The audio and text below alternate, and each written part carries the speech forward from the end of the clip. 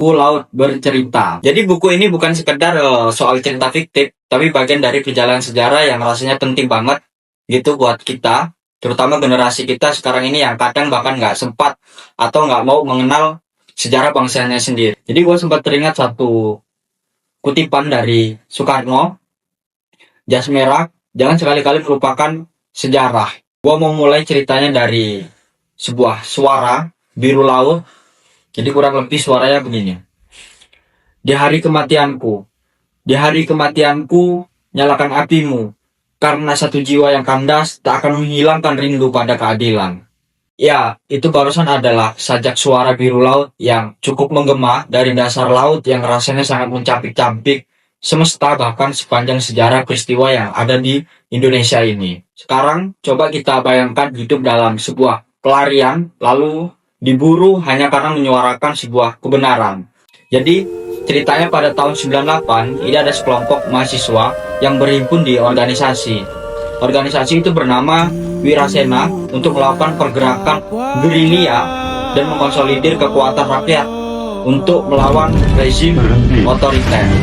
Dan di tengah-tengah pelarian tersebut mereka punya rasa ketakutan, ya pastinya jika mereka ini tertangkap.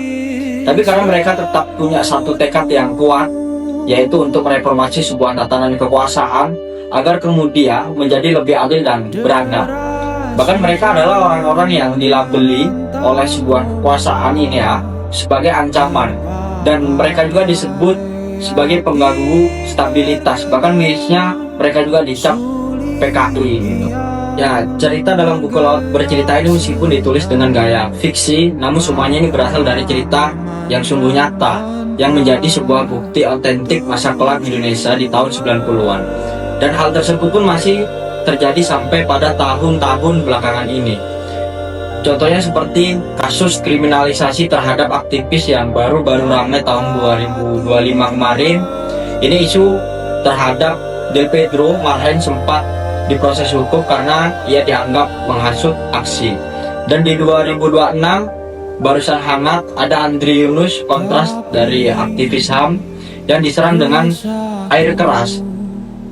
Dan itu semua polanya mirip, yaitu aktor-aktor kekuasaan yang melakukannya gitu. Nah, ketika baca buku ini serasa bahwa sejarah ini bukan malah berlalu, tapi cuma berulang dengan cara yang berbeda.